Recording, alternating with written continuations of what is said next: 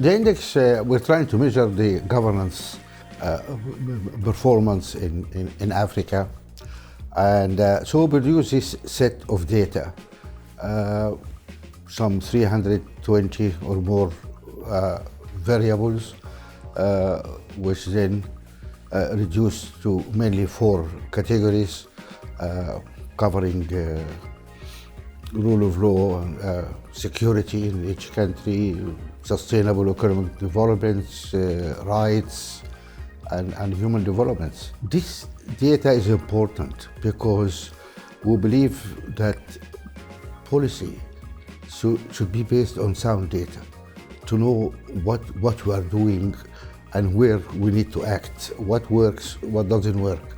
So data is really important. And this data set, of course, give us an instant picture what was effectively happening in 2023, the last year we have the data for, but also it includes the data for the past decade, because it is important to know where the dynamics and how countries are moving, the evolution, how the rule of law is changing over 10 years in this country, so where countries coming from, where they're going, what works, what doesn't work. We make this data available for governments, civil society, international partners, etc., to really have a better understanding where we are going, what works, what doesn't work.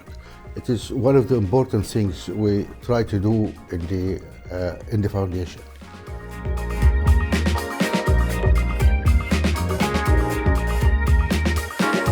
Unfortunately, the picture is not that pretty, and governance has deteriorated for about half the population of Africa.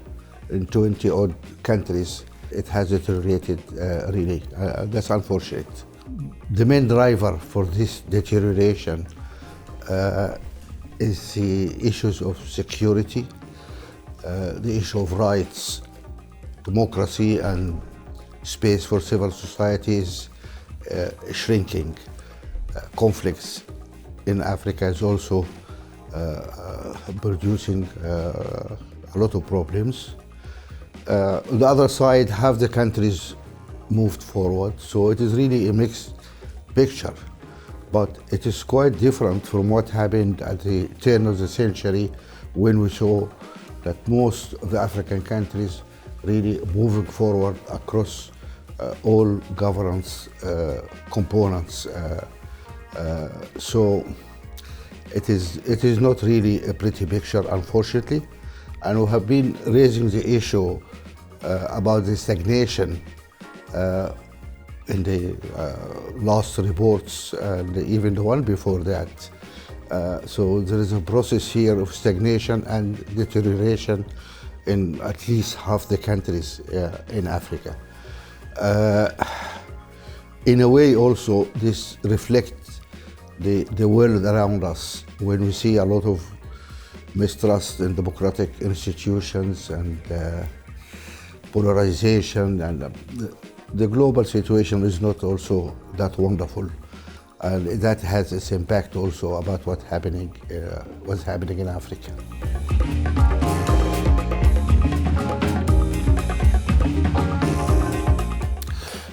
Yeah, that's an interesting question. If you look at the top 10 countries in the report, first we notice that Mauritius really slipped to second position. Mauritius has been at the top of the index for so many years, but Seychelles now moved fast past Mauritius. It is top now. It's improved by 10 points, amazing improvement. We notice also newcomers to the top 10, notably Morocco and Kenya, who came from position 13 and 12 to move forward. And Morocco actually has been improving fast over the last few years. We see also a lot of improvement on some of the countries which are not necessarily in the top 10 or even the top 20. For example, Somalia, although it is coming at 53rd, I mean, probably right at the bottom, has shown really great improvement, which is encouraging. Similarly, we see Angola, we see Sierra Leone and Gambia also improving by something between 5 and 7 points, which is encouraging. But we see also great improvement in more surprising. Seychelles moved forward with over 10 points, which is quite remarkable. So there is improvements for some people at the top and some people at the bottom. There is scattered improvements over there.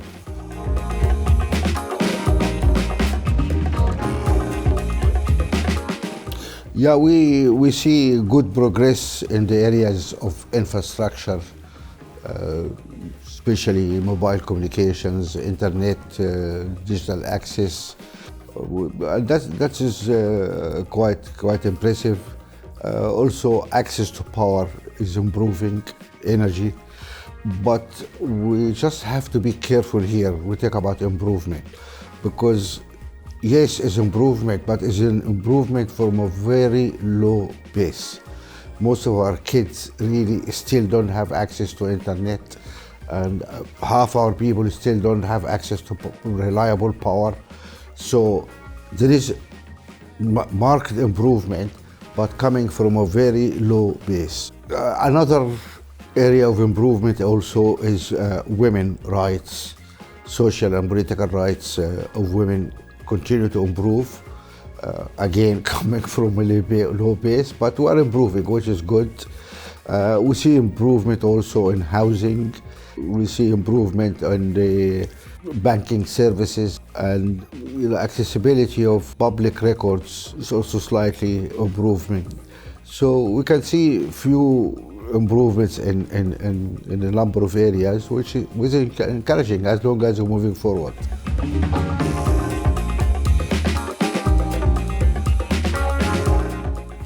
Over the decade, the most deteriorated countries actually are Tunisia and the Comoros.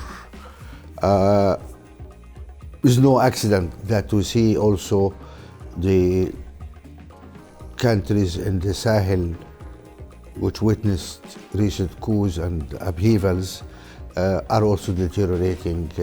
Mali and Burkina Faso and Niger. But also concerning, and quite concerning for us, is the deterioration of governance in DRC, the Democratic Republic of Congo, because it's a huge country, fourth largest country in Africa in terms of population, and blessed with so much natural resources. And it is very sad to see that the government there is deteriorating.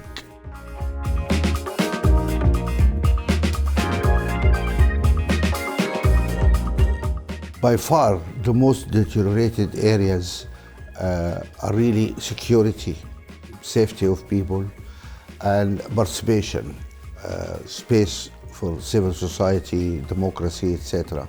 It is worrying that 80% of our people, 80%, live in countries where both security and participation declined over the last decade.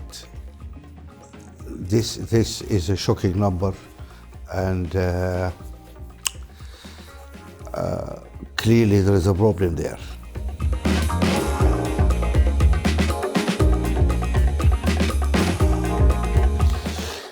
Yes, we have some surprises here. We see a staggering difference between the data and the perception of the African people, which is rather interesting actually. One actually of the most deteriorated indicators is the public perception of economic opportunities. People are not very happy at all with the economic performance. Although in many areas economic performance is not that bad actually. doesn't justify all the deterioration on the public perception of the deliverable of the government. And we think that maybe one of the reasons there is the rising expectations of people. Many people now have access to internet, digital services, etc. They can see what's happening elsewhere. And if they cannot have jobs, if they are not they have jobs which is not paying well, you can see the frustration is rising there. This is dangerous also because anger of young people can lead to some bad consequences. So this is something to put out there for people to look at and see what is the reason for that. A second observation really is the difficulty of compiling data, reliable data for Africa. It is hard work. We have some 48 partners, big and small. We harvest their data. We also commission some organization to collect data in our behalf. But still it's difficult, and there is some areas still which is not really covered well. We keep saying that data is important. We cannot have sound policies without sound data. And unfortunately, data is not sexy. So our international development partners don't pay attention to that. Statistical offices don't look nice on TV as clinics and ministers carrying babies and stuff like that. So we really need to focus on trying to get better data because that will help us to work towards better policies for our people. Data is important and we need a lot of help there.